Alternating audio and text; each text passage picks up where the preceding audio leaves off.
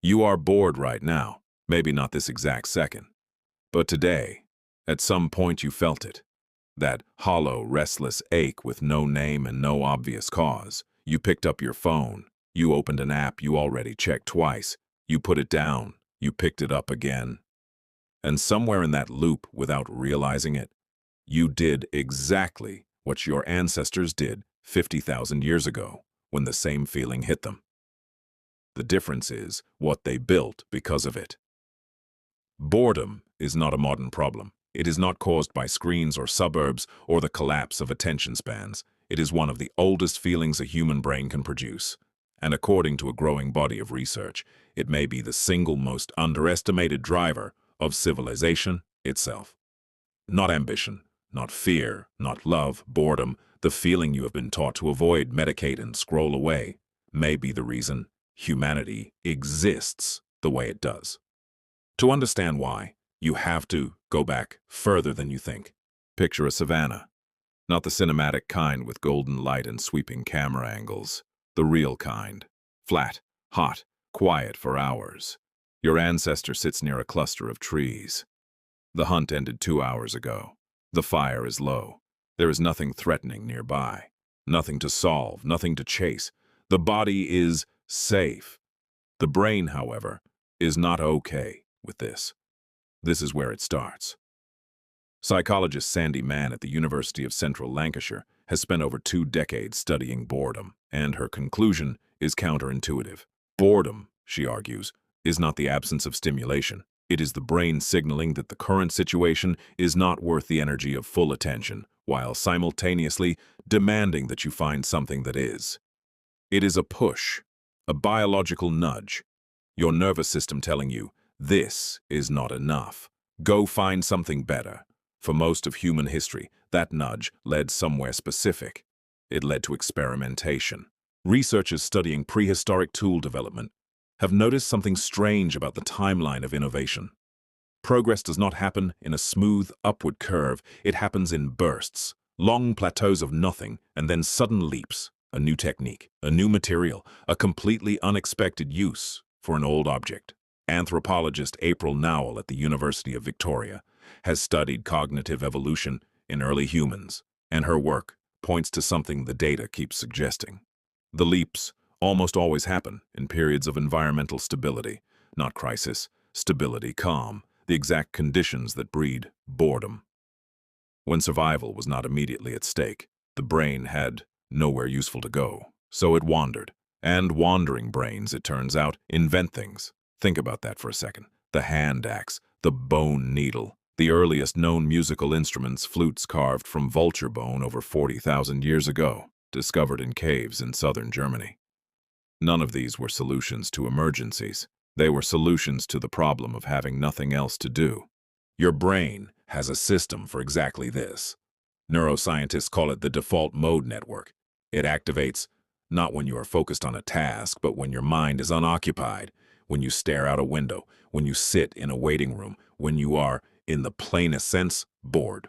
For a long time, researchers assumed this network was doing nothing productive. It was background noise, idle processing. Then they looked more carefully at what was actually happening inside it. The default mode network is where your brain simulates futures. It runs hypotheticals. It replays memories and remixes them into scenarios that have never happened. It asks in its own wordless way, what if? Neuroscientist Marcus Raichle at Washington University, who helped map this network in the early 2000s, described it as the brain's internal narrative engine. And narrative, the ability to imagine things that do not yet exist, is the cognitive foundation of every human invention that has ever existed. When you are bored, your brain does not shut down. It switches modes. It goes looking. Now here's where it gets strange. Boredom does not just drive individuals to create. It drives entire civilizations. Look at the historical record carefully, and a pattern emerges that most people never notice. The great explosions of art, philosophy, architecture, and science tend to cluster around periods of relative peace and economic surplus. Ancient Athens, the Islamic Golden Age, the Italian Renaissance, the Enlightenment, the late 20th century technology boom. These were not times of desperate survival. They were times when enough people had enough stability that their brains were freed to be restless. Historian Yuval Noah Harari touches on this in his work on cognitive revolution, though he frames it around imagination rather than boredom directly. But the mechanism is the same. When the immediate problem of staying alive is solved, the mind does not rest, it searches.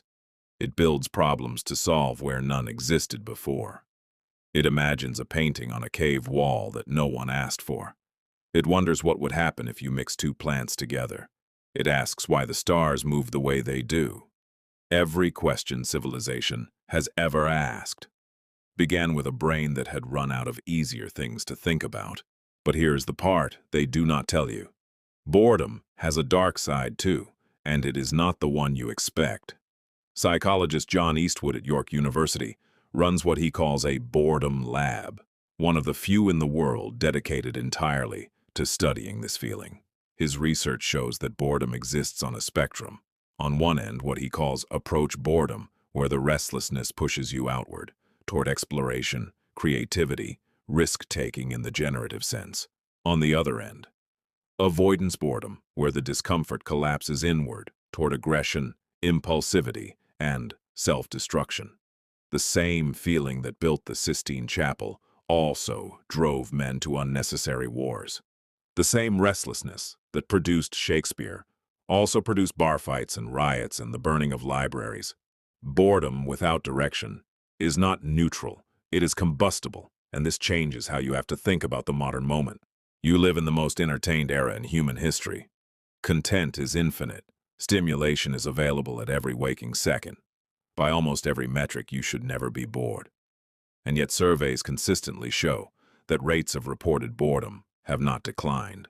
In many demographics, they have increased. This seems impossible until you understand what Sandi Mann found in her research, that the more you suppress boredom by filling every gap with stimulation, the worse the boredom becomes when it breaks through. The brain adapts to constant input, it raises its threshold, and then the moments of actual quiet feel unbearable, because the tolerance for them has collapsed. You have been trained to escape boredom faster than any human who has ever lived, and that speed, that reflex to reach for the phone, to open the app, to fill the gap before the gap can breathe, may be costing you the very thing boredom was designed to give you. The wandering, the wondering, the wordless asking of what if. There is a vulture bone flute sitting in a museum in Tübingen, Germany. It is 40,000 years old. Someone carved it during what archaeologists describe as a period of relative calm, when the group had food and shelter and nothing urgently threatening nearby. Someone sat down, picked up a bone, and decided to make something that had never existed before. Not because they needed it, not because survival required it, because their brain was restless and their hands needed somewhere to go. That person was you. Same brain, same circuitry, same default mode network switching on when the immediate task is done and the mind starts looking for something worthy of it. The only difference is what you do with the feeling when it arrives. Tonight, at some point, you will feel it again. That hollow, restless ache, that low signal with no obvious source.